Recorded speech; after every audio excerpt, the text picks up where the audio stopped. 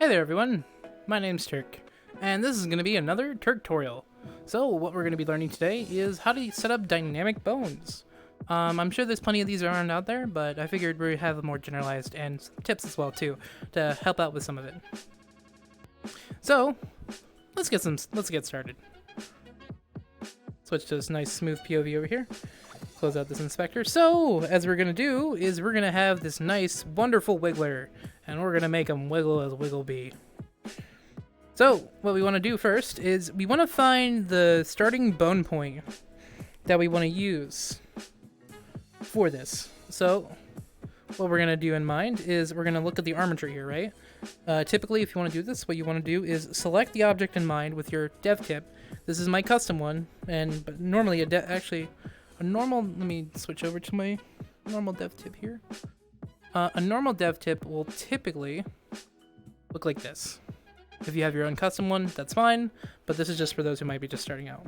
So with the normal dev tip, what you want to do is aiming at part of the mesh or model here, hit secondary once you see that the laser is highlighting over something here. Let me get a little closer so you can see. Usually you'll see like some invisible force or box hitting it. You want to hit secondary on that.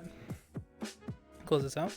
And then once you do that, what you want to do is just go to your context menu here and then hit open inspector. After doing so, it'll open up the slot or collider that you hit there on the inspector. Then what you want to do is go all the way up till you find either like .blend, .fbx, .glt. It has to be some sort of model ending format with the name in mind of whatever you're doing. So, and then after so, just zoom in a bit here. What we're going to do is we're going to actually find the armature of the object, or whatever you're trying to wiggle here, or set dynamic bones up, right? You can do this with hair, you could do this with skirt. What you mainly want to do is you want to find where the base bone starts, or where you want it like wiggling or being dynamic from. What I'm actually going to do to make this a bit easier to visualize is I'm going to go down to the rig here and hit generate debug visuals. This is typically on the main actual slot, but then what you'll see is a general setup of how the bones are set up in this model.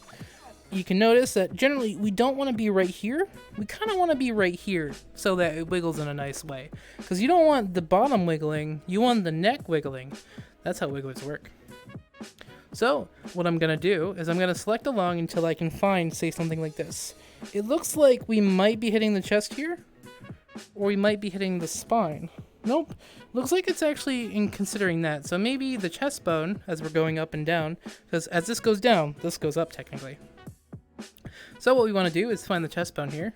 And if you want, we can then turn off the debug visuals because we also now understand where we want our dynamic bones starting at. So after doing that, we're going to hit up clear debug visuals. Then all the nice pretty spears disappear, but that's fine. We know where we want to start. So to add a dynamic bone, what you want to do is attach component, physics, dynamic bones, and then dynamic bone chain. This is the general setup. Now, typically when you're setting up dynamic bones, you don't want to mess with the settings too much. Typically, the only things you want to mess up when you're first starting is elasticity and stiffness. Afterwards, mess with your dampening, and then inertia and inertial force. The way this works is stiffness is how stiff the bones will be. Elasticity is how much they're going to be wiggling or moving to like a certain amount of force. Dampening will be how fast the movement of the dynamic bones slows down. Inertial force is how much force is implied on the bones. Let me switch over here. Inertial force is how much when you apply on the bones when you move. Inertia is how much is required to do. So hopefully this helps out in some way, shape, or form. If not, and it's not in like the wiki or something, I'll write these down within the week or so. So back to the bones. So typically, once you get to this point, what you want to do is you want to figure out what your settings are.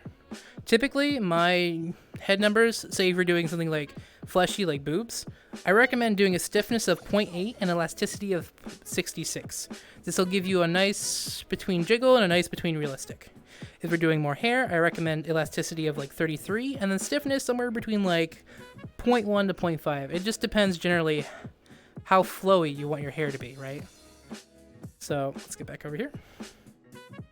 So the wiggler special case, I guess. So what we're gonna do is we're gonna just set this to like 66 here, and then we're gonna set the stiffness to like 0.5, right? And then what I'm gonna do is I'm gonna come down here and just literally hit setup from children, rig only. this now makes it wiggle-fied, and if I grab at the bottom here and I wiggle, oh, he happy. So it looks like he's a little too wiggly and a little too stiff. So let's set it to like maybe like 0.15. Oh no, we sent to 666, that's why. It's devil's number. So let's set him actually to 66. Then what I'm gonna do is I'm just gonna grab him and he's just gonna wiggle about. And I can let go, he just kind of recedes after a while, but that's generally what you need to do for setting up dynamic bones.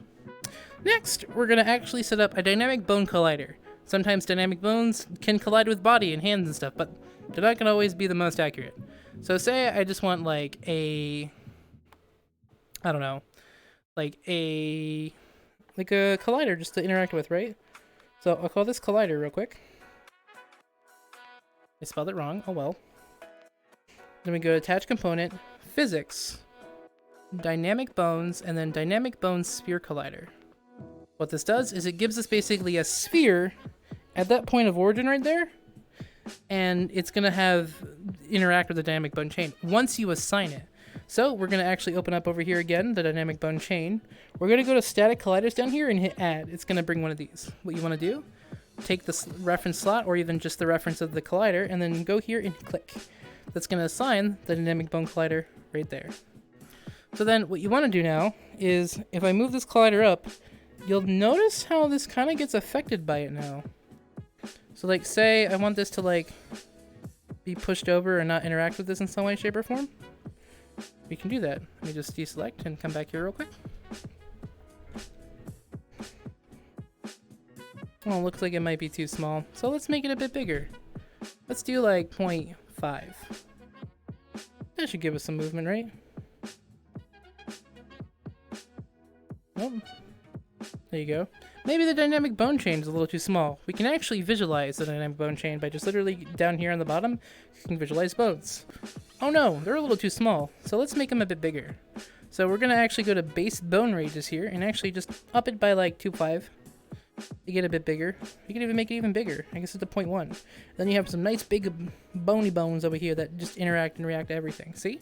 So as I move this collider around, you'll see, and actually we'll turn on visualize colliders, the stuff interacts with it.